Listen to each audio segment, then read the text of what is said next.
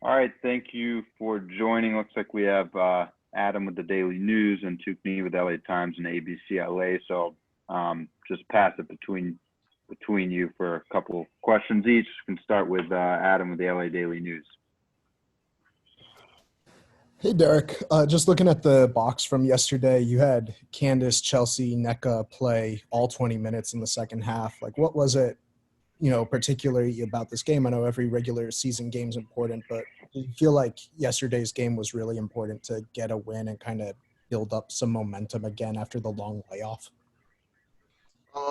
Yeah, I mean, I think it was, being in a situation where we hadn't played a game since Sunday. Um, I thought there was a little more room to extend those players some. Mm-hmm. Than we had been in previous games where we, had been playing every other day or maybe every couple of days, and so, it was tough, for all of our players to find the energy, and the intensity needed to get back on the court again after a really challenging week. And so, we felt like in that third quarter with that group on the floor, like started to find a little bit of the timing and rhythm and chemistry that we needed last night.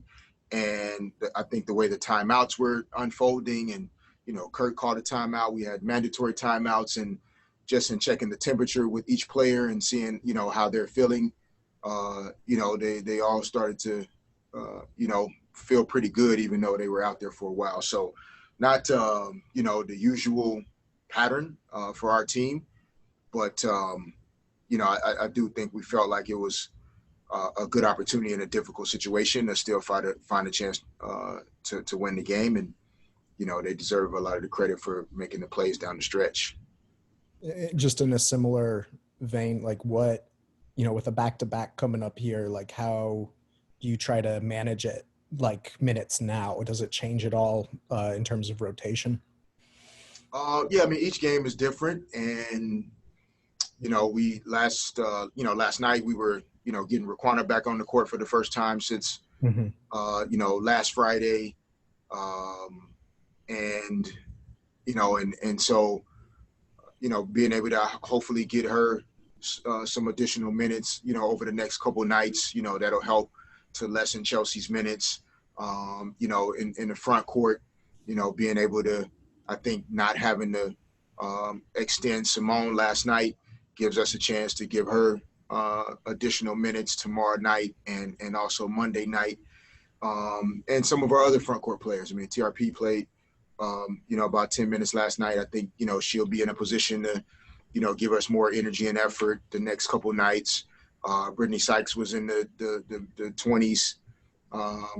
Sydney was in the 20s. So, I think we still have enough firepower and bodies with Christine and Marie up front, based on the matchups, to still find a way. But, I definitely don't anticipate, those players that played into the mid to high 30s last night, doing that on Saturday and Sunday. But, Sunday and Monday. But, we'll see how it's going and how they're feeling. Most importantly, that's really what it always comes down to.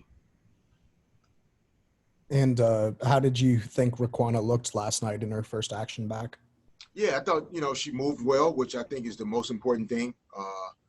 And, she took a few shots that are like her shots that, she's comfortable taking, and really just getting some, conditioning back from not, she basically had not run or done a lot since last Friday. She practiced a little bit on, when was the last time we had a, decent practice? I think it was on Tuesday. We did a few things on Tuesday, and she got a little bit of work in on Tuesday. But so you can just tell that her conditioning in terms of game and rhythm a little bit was off, but physically she looked pretty good. So in terms of her knee and the way she was moving around. So hopefully we can get her more than 10 minutes. Tomorrow night and on Monday night. But, we still just want to be smart and pay attention to how she's moving. I'll go over to Tukni, LA Times. Hey, Coach. After just the week's events, getting back on the court and playing yesterday, did it feel like business as usual, or was kind of the point of the moment of reflection to say how to think of ideas how we can make sure it doesn't go back just to business as usual and we forget about the progress and the work that you guys are doing in terms of advancing the conversation on social justice? Yeah, no, I don't. I personally didn't feel like it was back to business as usual. I think that you definitely could still feel the presence of the energy and the action that these players want to take, and and that they want us to support them in. I think it's gonna still take all the teams a few more games before that every other day kind of rhythm, even though it was exhausting, obviously, for everybody. It's still going to take some time for, I think, teams and players to kind of get back to what looks like business as usual on the court in terms of performance and minutes played and, how things are happening out there. But at the same time, not back to business as usual at all. I mean, I don't think any of this season has necessarily been just back to business as usual. I just think this past week just reinvigorated, ignited the I think the focus that was already there for everybody, but just a really unfortunate and delicate reminder of how it's still a daily journey, and not one that at the end of this season or next season or the season after will be complete. Progress is infinite, and I think that's the attitude we all have to have as we push this conversation forward. You mentioned Brittany Sykes, and I think just her defensive presence, defense doesn't always show up in the box score, but just from what you're able to do with her on defense and what kind of comfort does that give you having her out there on the floor in the fourth quarter? She drew a couple big charges yesterday. Can you kind of speak to what defensive presence she's given you? Yeah, no, I think that Brittany, is one of, very few players, in basketball now that really still connect a lot of their basketball identity to what they do on the defensive end. She's talented offensively, and has a skill set that many people don't get to see a lot in the games, because that's not necessarily her role to go out and show everybody what she can do on the offensive end. But she accepts the responsibility that comes with being a teammate and a player that impacts the game on the defensive end. And so it provides us a great deal of, I think, confidence and belief that, during games when we need different people to be able to step on the court and provide what is needed to win that night, that, Brittany gives us an additional person that's capable of doing that. We missed Elena Beard a lot last season, and what she, for her entire career, was able to bring to every team she played on the defensive end. And so TRP had to take on, an unbelievable amount of work on that end. And this year to have TRP back, but also have Brittany's abilities out there, I think it gives us some added versatility on the defensive end that should hopefully bode well for us as we try and move forward. I feel like we've talked about – oh, sorry. No, go ahead. I said if you had one more. I feel like we've talked about this before, but if you could maybe just remind me, like, you have Taya out there in the fourth quarter in crunch time in close games. She's only a rookie. How is she able to earn that type of opportunity so early in the league, and what allows her to excel just so early in her career? Yeah, I mean, I think it's the trust that she's earned from her teammates, I think is where it starts. She's pretty consistent on a daily basis with her approach to things. And I think her teammates recognize that, and you know, they know that she's a rookie. They understand there's a lot that she has to learn and will continue to learn. But she's consistent for the most part in her intensity, her competitive spirit, her effort.